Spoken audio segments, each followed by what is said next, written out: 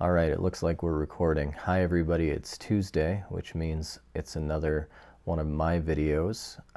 And today I wanted to make a video about a psalm. That's the psalm of the day in the lectionary. I kind of introduced the lectionary last week as an idea for a devotion guide or a scripture guide for those of you who maybe don't have one or have a certain reading plan or resource. Whatever resource you're using is great. I know some people like to use the Bible app or use the Bible app to use it like a read through the Bible in a year program, something like that.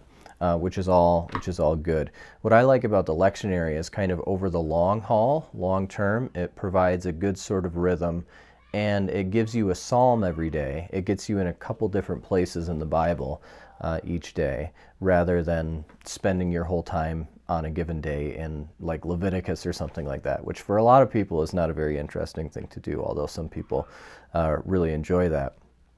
The lectionary also goes along with the church year where we are liturgically, so it lines up passages for Christmas, for Easter, things like that. So there's some things I like about it. So the psalm of the day, according to the lectionary, is Psalm 143. Now, Psalm 143 is what we call a psalm of lament, and actually, depending on exactly how you categorize or how you number them, about a third of the psalms in the Bible are psalms of lament, and about 30 of those are individual cries of lament, individual psalms of lament, and the rest are sort of lament for the community. And I think it's very interesting and meaningful that so many of the psalms are lament psalms, because we have to remember that these are the prayers that God gives to his covenant people to pray in order to express their hurts, their sorrows, their joys, their triumphs, whatever it is. The whole range of human experience is captured in these psalms, and God gives them to his people to voice their prayers. And it does not cut out the hurts and the sorrows and the sadness. About a third of the psalms are psalms of lament. I remember talking to somebody who was reflecting on a hard time that she had gone through in the past with the loss of a loved one. And she said, my pastor at the time encouraged me to just read through the Psalms as I went through the grief. Just keep reading through them. And he said to me, if you get to one that's strange, that's foreign, that's weird, don't worry about it. Just keep reading. Just keep ingesting these Psalms.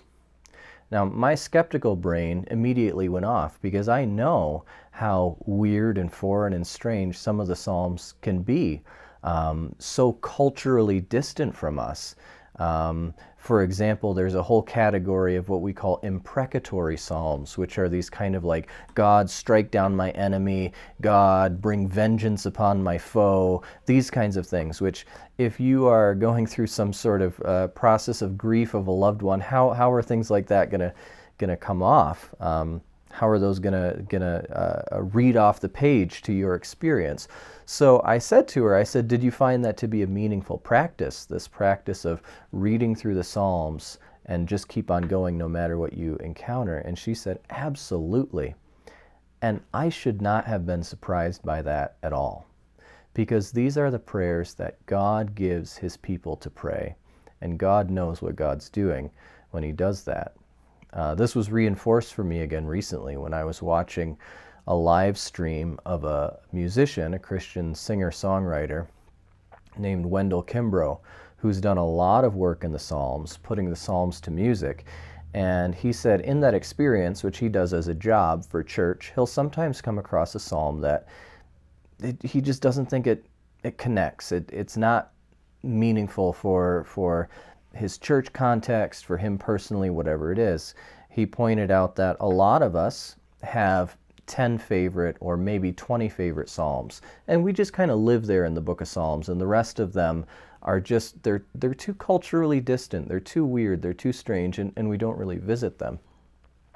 What he found is that when he was sort of forced to spend time with some of these psalms that he would not have initially gravitated towards, that he found through that experience, you know what, this is actually a psalm that I need as well. This is a psalm that speaks for me as well, that puts things on my lips that I need to say to God, maybe on behalf of another person who's hurting, or maybe it's a part of my life that I didn't want to acknowledge, but is there, and I have to reveal that to, or be open with that in my prayer life for God too. So God gives us these prayers for the right purpose, and they extend, like I say, the whole range of human experience and emotion.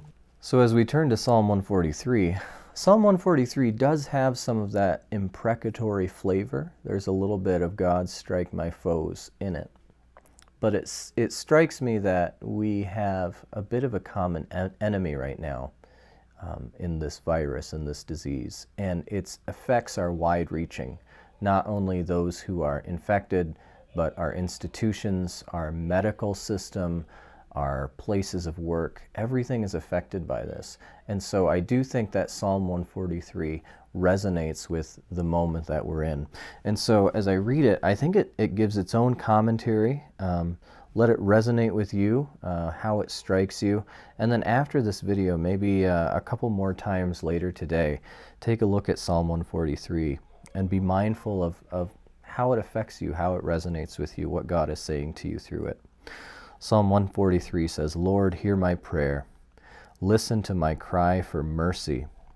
In your faithfulness and righteousness, come to my relief.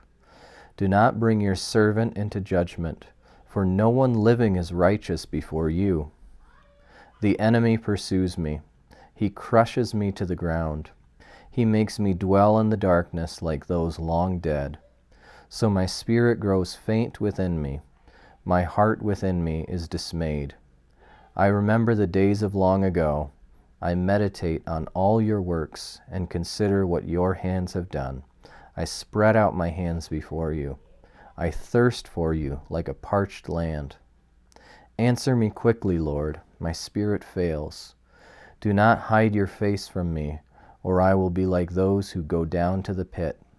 Let the morning bring me word of your unfailing love, for I have put my trust in you.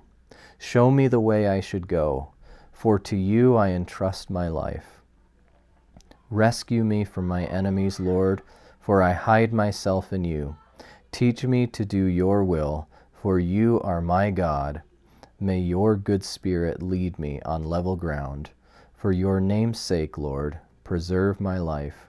In your righteousness, bring me out of trouble. In your unfailing love, silence my enemies, destroy all my foes, for I am your servant. What we find in this psalm, Psalm 143, like in so many psalms of lament, is that the psalmist, in this case it says it's a psalm of David, is that he goes through this process of being honest with God when he's looking out and disoriented by the world, by the chaos. He's disoriented, and he brings that honestly before God. And that process of bringing it honestly before God brings about a reorientation in his heart and his mind, where he's reminded of God's control, of God's love, of God's grace, of God's mercy. And as God gives us these prayers to put on our lips, to put on our hearts, it does the same thing. We look out at the world and we're disoriented, and we put this honesty in, we honestly voice that to God the way the psalmist does, and that also brings us to a new orientation of God's love, God's mercy, God's kindness. And so that's my prayer for you, that you find that in your honest prayer life. And spend some time with Psalm 143, read it another time or two, and be mindful of how it resonates with you and your experience in this very weird time and period that we are living through right now. So the Lord be with you, and we'll see you again soon.